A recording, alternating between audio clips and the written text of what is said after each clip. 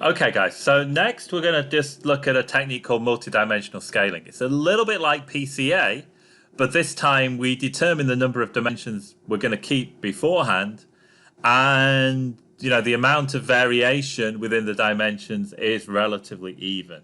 So what are we doing? So imagine we have our variable. So we've got like our little data set. So we have our n items. So these are different cars, Volvo, Ford, etc. And then we have our luxury, safety, etc.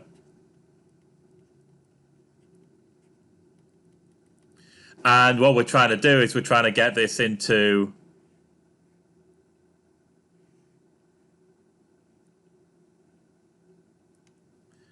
something similar. I nearly wrote Volvo twice. But maybe we're looking at two different dimensions. So again, it's just compressing a non-mathematical way of doing it, is compressing as much information as possible in two dimensions. And how do we do that? Well, we do it by calculating distances between the items here and having similar distances, trying to find similar distances for the items here. So, if Volvo and Ford were close here, they should also be close here. If, say, Volvo and Porsche, if these guys were very, very different, then they should be very, very different here. Make sense? And how do we do that? Well, let's just look at two dimensions first. So this is let's just say we have n items, and using my notes, what did I use? I used P. So we're going to have P different dimensions, columns, or features.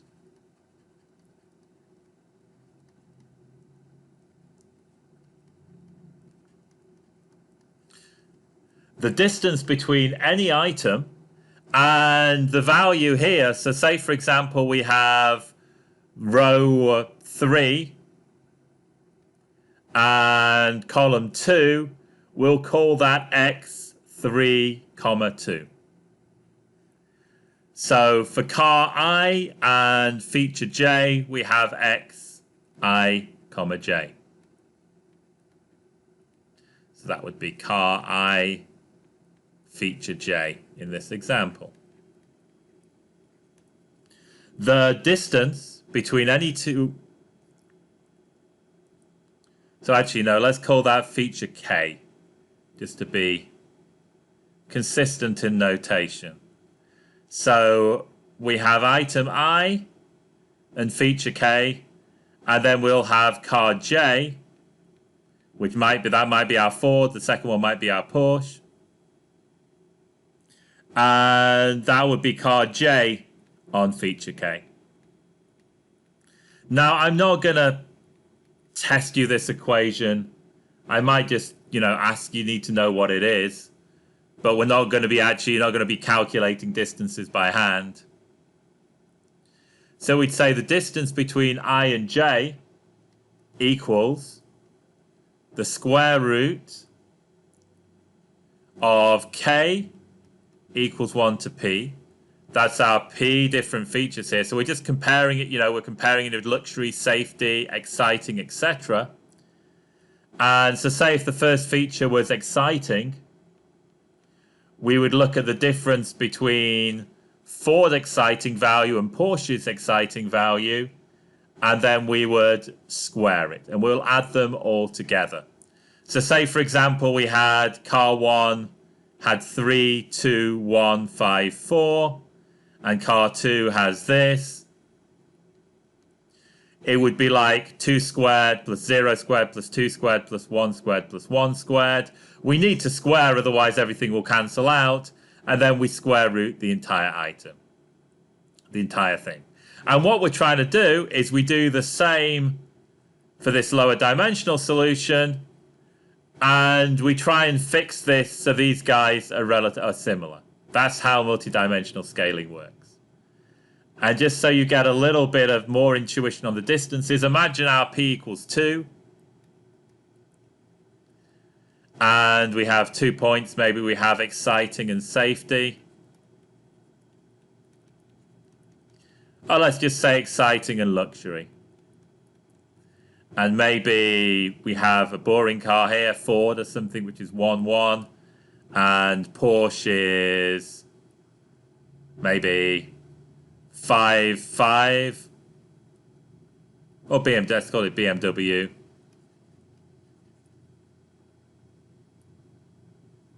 And we'll call this Ford. This is 5. This is 5. We want the distance between the two. So dij equals the square root of the difference between, for x, is 5 and 1. So 5 minus 1 squared plus 5 minus 1 squared equals square root of 16 plus 16 equals the square root of 32. So what's that? What you did in elementary school, that's Pythagoras' theorem. So all we're doing is we're creating these distances, and it's just like if we have 10 features, it's Pythagoras in 10 dimensions. So even if you didn't understand the equation before, just it's like a big Pythagoras. That's all we think about it. And the other one we sometimes use is we have the taxi cab distance, and that's dij equals sigma k equals 1 to p xik minus xjk. So again, for each of these dimensions, this time it's going to be the absolute value of 5 minus 1 plus 5 minus 1 is 4 plus 4 equals 8. So it's called the taxi cab because it's like you're going through Manhattan and you're calculating the distance in straight lines. And it wouldn't matter if we'd set the items the other way around. The absolute value of 1 minus 5 is the same as the absolute value of 5 minus 1. Okay, so that's just a little bit of intuition in kind of a very simplified example. So now let's go and let's run multidimensional scaling. And for this, we're going to do a library called Smakoff.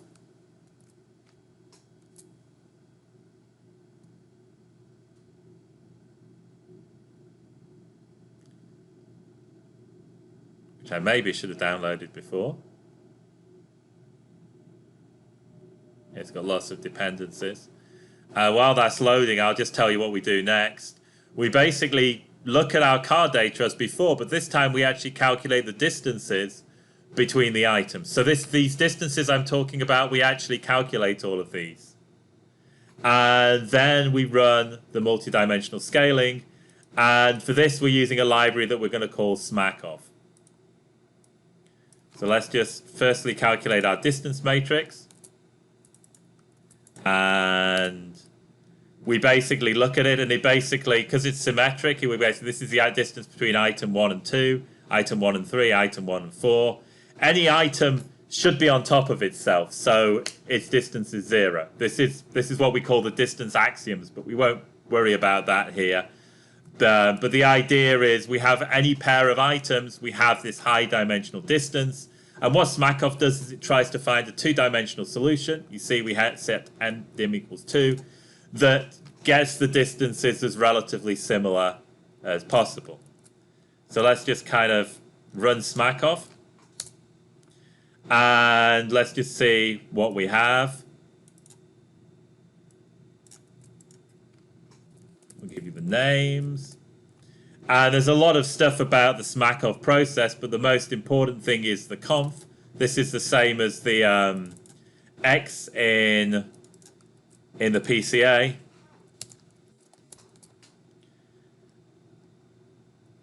Oh, and I used the wrong symbol. I missed you by 1. There we go. And that again tells us our items in the lower dimension. So we could do what exactly we did before. And this time we're just binding, again, we're binding the first column of the car data to the data frame, the numbers on the original, to the actual configuration. So exactly the same as before, just our labels and then these new coordinates we found with Smakov. So let's just do that. And we can actually, now we see we've got labels. And what does it mean when we have labels? It means we can plot. Okay, and we see we get something very similar. You've got Chrysler and Ford together. Porsche is out here. Then we have these kind of mid-market brands, and we got Volvo here on its own. And we can also name the dimensions. We've got the correlation here between, and what we're doing is we don't explicitly have the factor loadings, but what we can do is we can find the correlations between the original dimensions and the new dimensions. So you recall correlations from business stats. I actually gave a few slides. If you have two variables, if they increase together, they have a positive correlation. One increases, the one decreases, they have a negative correlation. You get a big cloud, there's no real relationship, and they have zero correlation. So we're just seeing how correlated, and correlations between -1 for fully negative, 2 + 1 for fully positive. So we actually calculate the correlations between the original variables and the new variables. And we can see here dimension 1 is kind of a sporty dimension and an opposite of family dimension. So not family, not practical, it's sporty and exciting. So plus Y Porsche is really high and Chrysler's the lowest. And dimension 2 is, it's basically not the anti-safety, not luxury, not safety, a little bit practical and exciting. It's actually really hard to name dimension 2 here. Again, you can actually rotate MDS solutions to make them a little bit more interpretable. Okay, so the next thing we're going to do is we're going to be doing k-means clustering. And let me just give you a little bit of interpretation of that. So let's go back and let's do one of our original scatter plots, say between exciting and safety.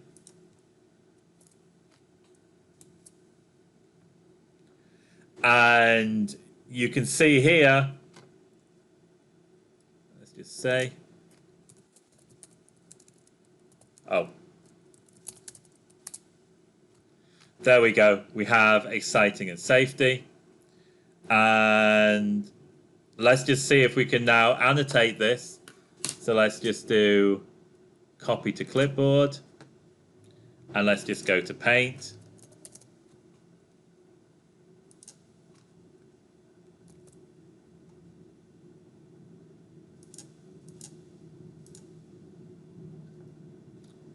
Okay, that didn't work. Oh, copy plot. Now we paste it. And what we're doing here is we're just literally, let's put a red pen, and let's try and group similar items.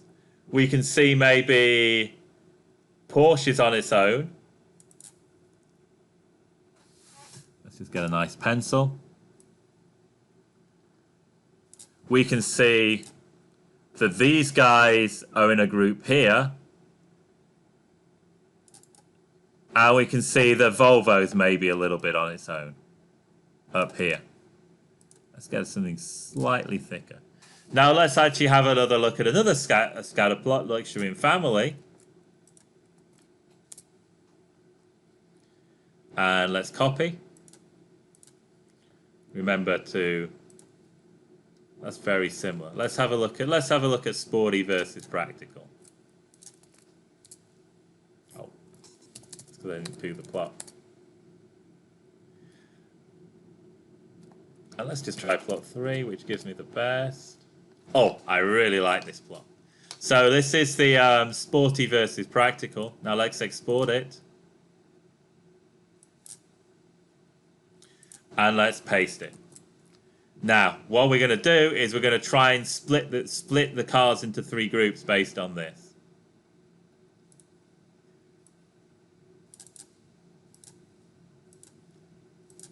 So we have the BMW and Porsche are out here. This is one segment of the market. Then we have the mid-range. And then we have the value range. Now that's much better. That's perfect. And this is really just what cluster analysis does, is we're splitting into groups. But again, you know, we're using 2 pieces of information out of 6. Again, we have 15 scatter plots and we could have 15 different clusterings. So what k-means clustering does is it's almost like a segmentation version of PCA or multidimensional scaling, is it does this procedure automatically. It basically finds the items that are close together across all of the dimensions. So that's kind of my intuition for PCA, for cluster analysis. And we're going to implement a specific version of cluster analysis, which is called k-means clustering. And let's go here. And so what k-means clustering do is, again, it groups items based on distances. I'll show you how the algorithm works in a minute. And so we run a function called k-means. We take our data. We set the number of centers. And what the number of centers means is that this is just the number of clusters. We define this beforehand. How do we determine the number of clusters? That gets more complicated. Sometimes you're looking for a certain number of segments. Sometimes the data naturally falls into a certain number of segments. But nobody can agree really on the best way of determining clusters. For the moment, just think of like, I want 3 clusters and get 3 clusters. End start. K-means clustering, basically, it gets a very good solution, but it's not guaranteed to get the best solution. So sometimes what you want to do is you want to run it lots of times, and then it will automatically take the best solution.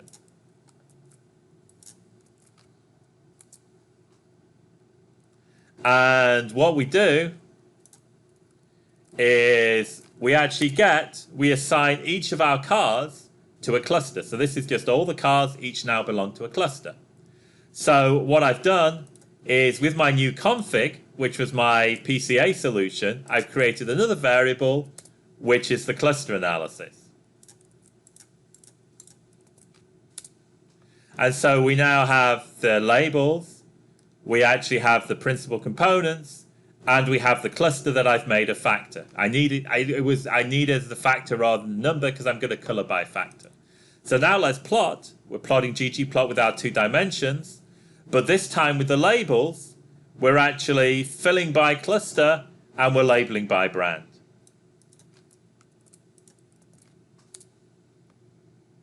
So voila, we now have exactly as before our PCA solution, but we're actually labeled by the cluster.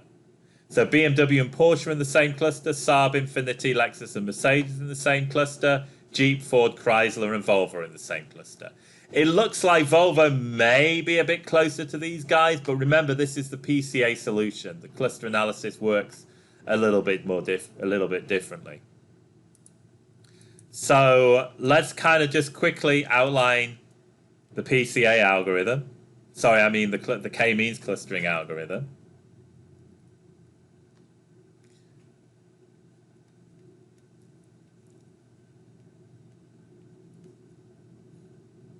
So we have a lot of data items.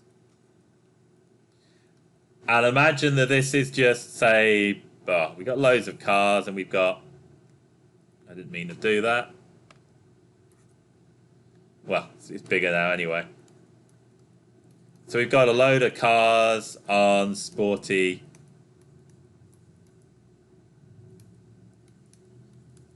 versus exciting.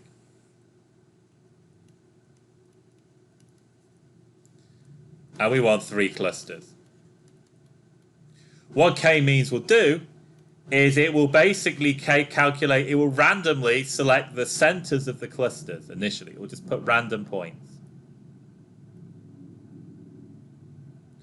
And what we do is we assign each item to its nearest cluster. probably a little bit closer to this. We use green for this guy. So these are these items. These guys are closer to here. And we'll use the wacky rainbow color. These items are closest to this guy. Now for each of these clusters, we now calculate this guy. We calculated X bar, which is the average of the items in the cluster.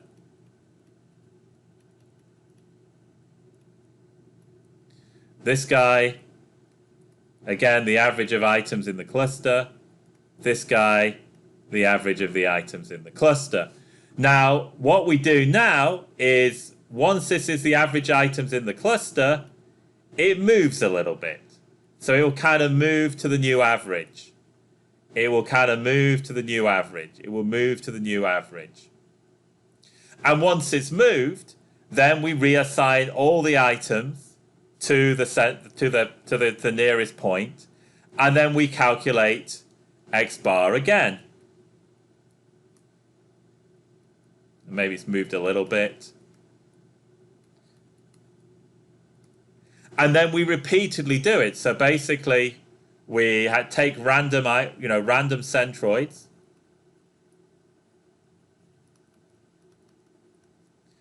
One to k, the number of clusters. 2, assign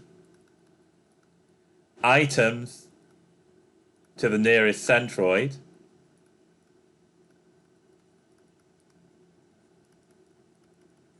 3, we update the centroids to basically be the average of the items in the group.